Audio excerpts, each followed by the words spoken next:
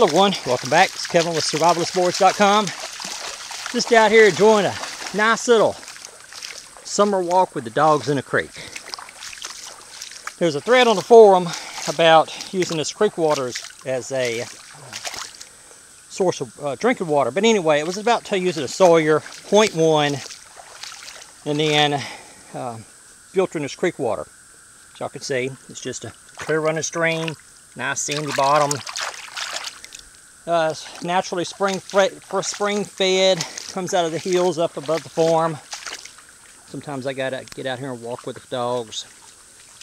A couple of little different topics here is on the thread of the forum, somebody asked me if I had access to the springs that feed the creek. And I was like, no, I don't. Man, this sand is soft.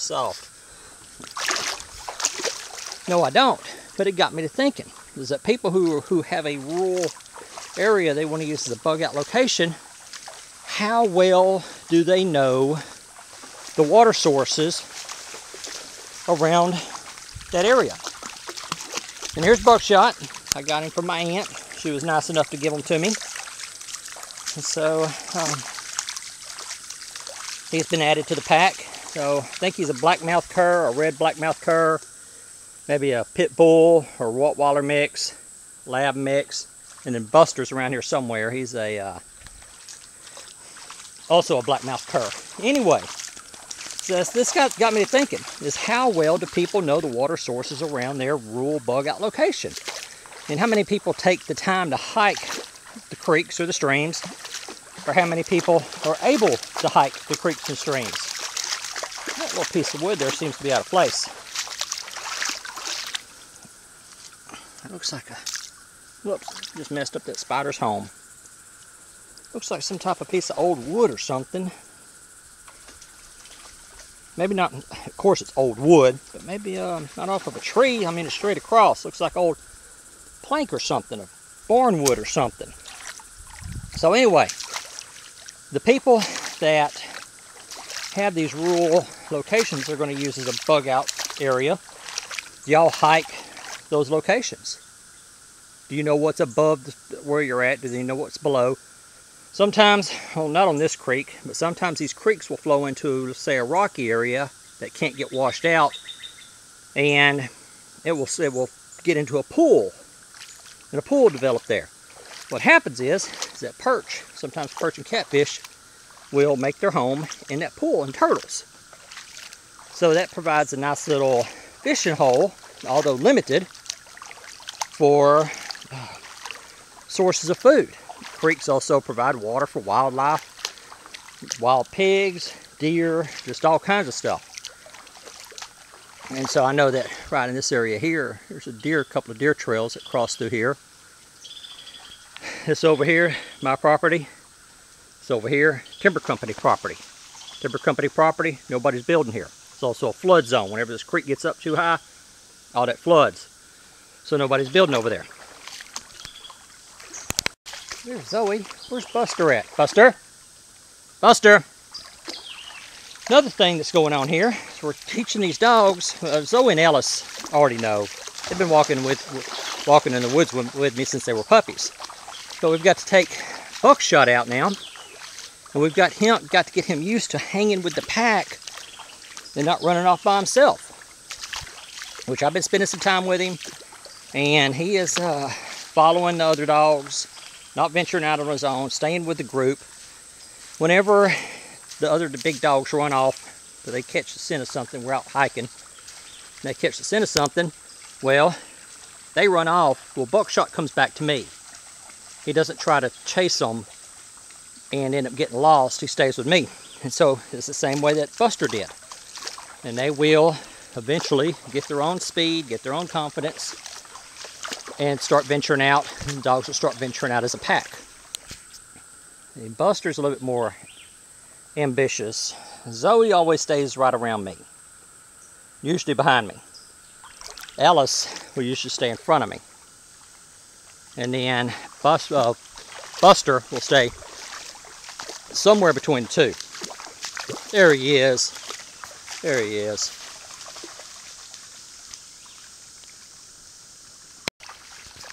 So, we've got water sources here we're talking about. We've got the dogs that we're talking about.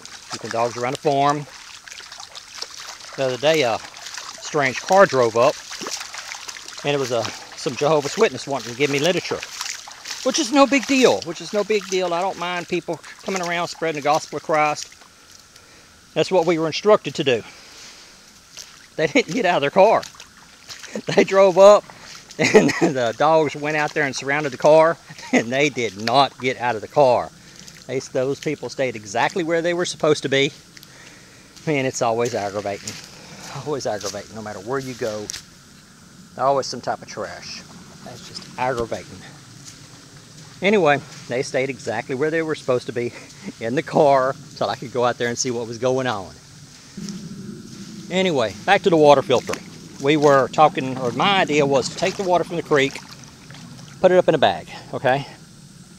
Go down to a house-sized water filter. Get these at Home Depot, Lowe's, Amazon, wherever. Go up to a Sawyer 0.1 squeeze, and then into a bag. But past this 0.1, it was going to be a splitter. And it would go to like, see? That's how they do. They catch the wind of something and they are gone. Hope y'all saw that. Yeah, who knows what they're chasing. Could be anything.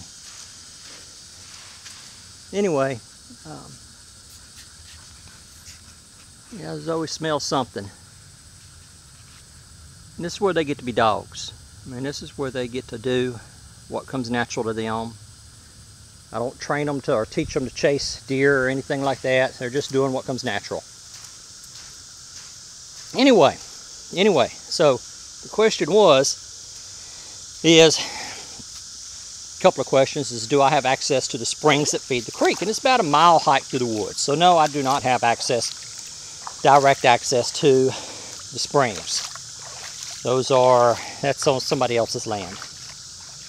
And also, does the spring ever go dry?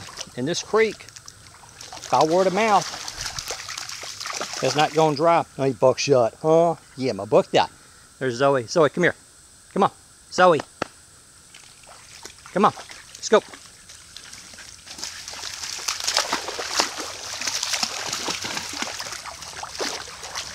As far as I know, this creek has not gone dry in over 3/4 of a century, over 75 years, by word of mouth.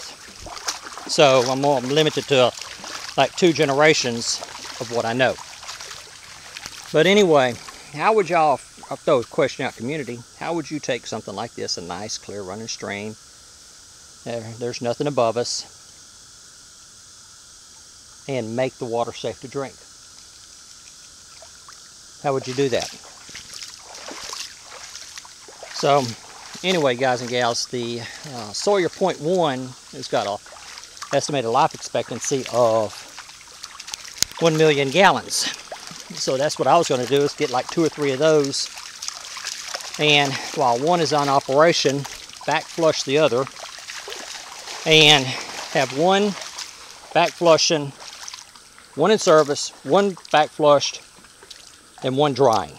So the one drying, go in and replace the one that is in service whenever it needs to come out. Let them run for a week or 2, pull them out, back flush them, let them dry, and just keep cycling them around. Guys, look what I found while walking. Looks like it's a Coke can, right? Okay. Coke Classic. All right, so we know that was after the new Coke, and they went back to the classic formula. Now, watch this. Get a load of this. Those of you that are old enough to remember, you'll know what this is. This is late 1980s, maybe early 1990s production. This can has been out here, oh man. So this Coke can has been out here probably since the late 1980s, early 1990s. So what it's going to be, almost 30 years it's been out here. And oh man, that's been out here for a long time. Long time. So when you see trash out here, especially like aluminum cans and stuff. It's always getting hot. She does that whenever she gets hot. Look at her. She'll stretch out.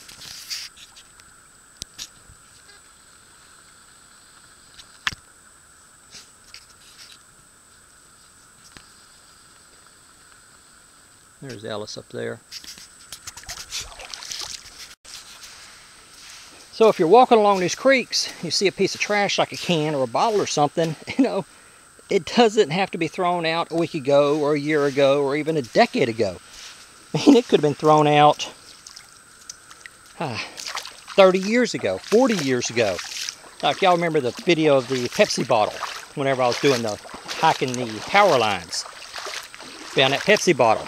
And that Pepsi bottle, the styrofoam of that Pepsi bottle dated back to the 80s, about the same time era as that classic Coke. There's Buster. Oh, Buster. Mosquitoes. Ellis, come on, let's go. Ellis. All right, Ellis.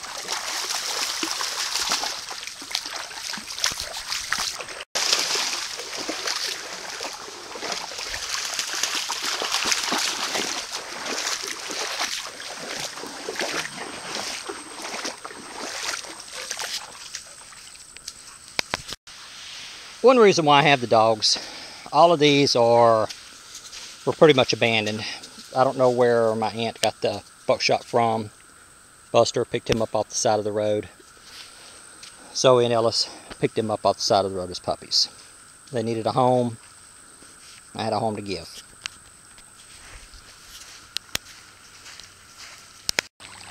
Well guys, that's it for now. I hope y'all enjoyed the video. Reached the turnaround point that I usually walk to. Buckshot, what you chewing on? I was hoping to find some muscadines or possum grapes. Come here. What are you chewing? Fine, be that way. Well guys and gals, I hope y'all enjoyed the video. Hope y'all had fun or enjoyed it with us talking, seeing the dogs, seeing the creek. It's really nice out here. More people should get out to the wilderness or just away from cities. Not really the wilderness, but just get out of the city every once in a while. Go see nature. Alright guys and gals, I have a little quiz for y'all. See all this stuff on the ground? Stuff like this?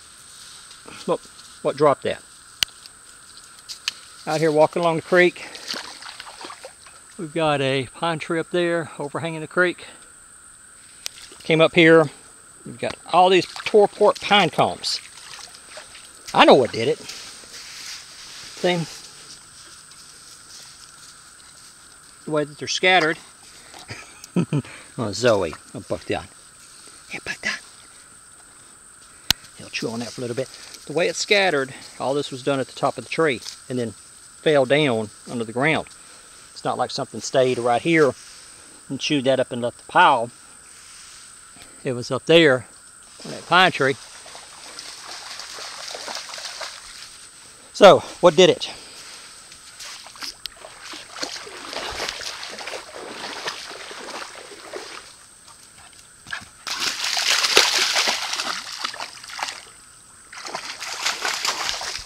Come on, let's go.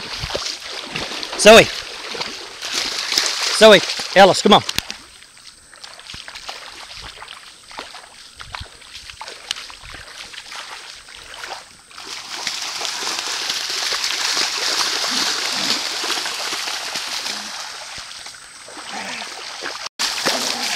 Never fails, does it? It never fails. Type of little floaty. Man. Parents, this tells me that some upstream, some parents were letting the kids play, because there's only like 3 houses upstream from here. That's it. Somewhere upstream of one of those 3 houses that some parent or grandparent was letting a child play in the creek, sit in the creek. They'd use this, keep them from falling over. And when they were done, just let it drift off, end up downstream somewhere.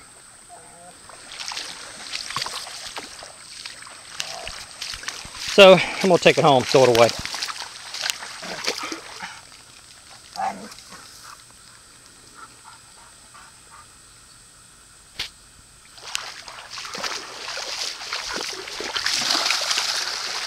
Come on, Buckshot, let's go.